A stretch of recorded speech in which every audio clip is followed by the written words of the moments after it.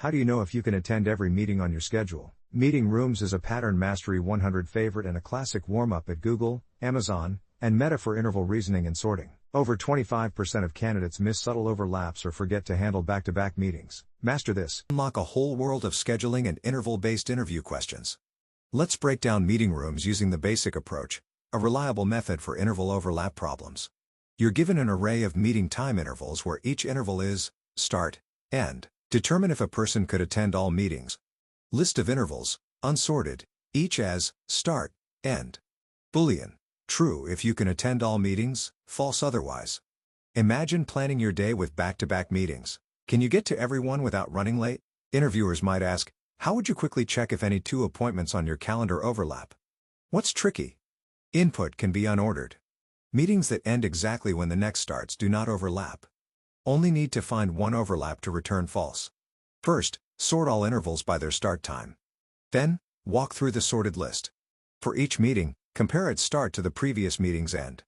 If the current meeting starts before the previous one ends, there's an overlap, return false. If you make it through without overlaps, return true. Let's clarify. Sorting is critical. Unsorted input can hide overlaps. Edge cases: one meeting, always true, empty list, true. Edge cases: empty list, true.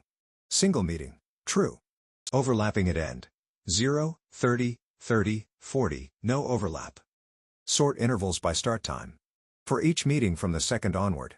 If interval I0, less than interval I11, overlap, return false.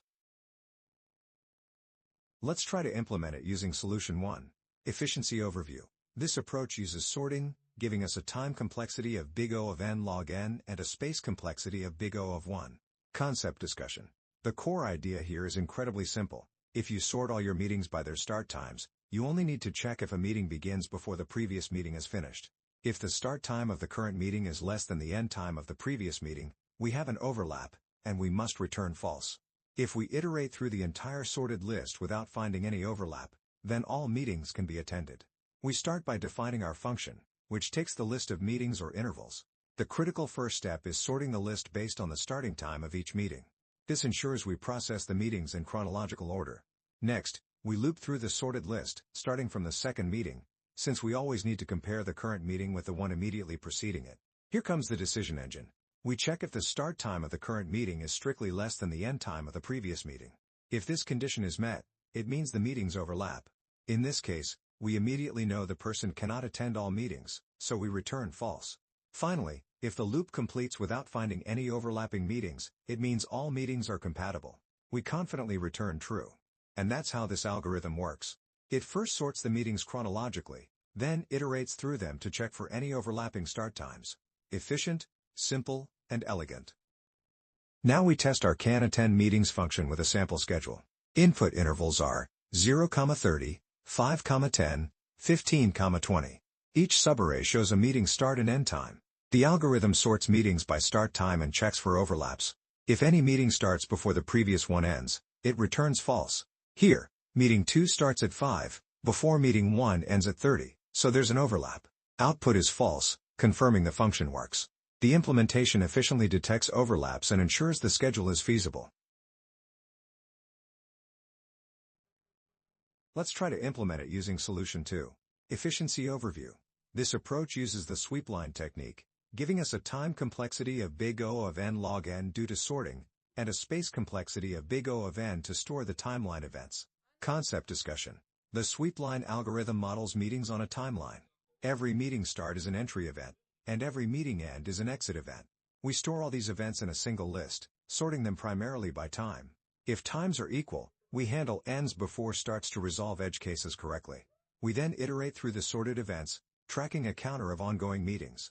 If this counter ever goes above 1, it means 2 meetings overlap, and we must return false. If we finish the entire timeline without the counter exceeding 1, the meetings are compatible. We begin by creating an empty list to store all timeline events. For each meeting interval, we add 2 events: a start time, marked with +1, indicating a meeting begins, and an end time, marked with -1, indicating a meeting finishes. This transforms our intervals into singular timeline points. Next, we sort these events chronologically. We sort primarily by time. If 2 events happen at the exact same time, we apply a tiebreaker. Exit events, marked by -1, are processed before entry events, marked by 1. This prevents false conflicts when one meeting ends exactly as another begins. We then initialize a counter called ongoing to 0, tracking how many meetings are active at any given moment. We loop through the fully sorted timeline events. In each iteration, we update the counter by adding the event delta, +1 for a start, -1 for an end. If at any point this counter exceeds 1, it confirms 2 meetings overlap, and we immediately return false. Finally, if the sweep line successfully traverses the entire timeline without the number of ongoing meetings ever exceeding 1, we return true. All meetings can be attended. And that's how this algorithm works. It first converts intervals into singular start and end events, sorts them chronologically, and uses a counter to detect overlapping meetings. Efficient, simple, and elegant. Let's see how our solution checks meeting intervals and determines if all can be attended. Input intervals are 7,10, 2,4. Each pair shows a meeting start and end time. The algorithm compares each pair of meetings.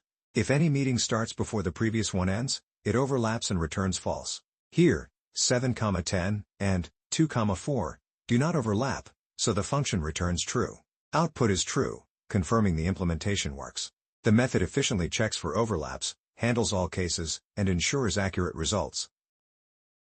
Let's wrap up the meeting rooms problem. It's one of those deceptively simple scheduling questions that interviewers love, and it quietly tests your logic around sorting and interval overlap.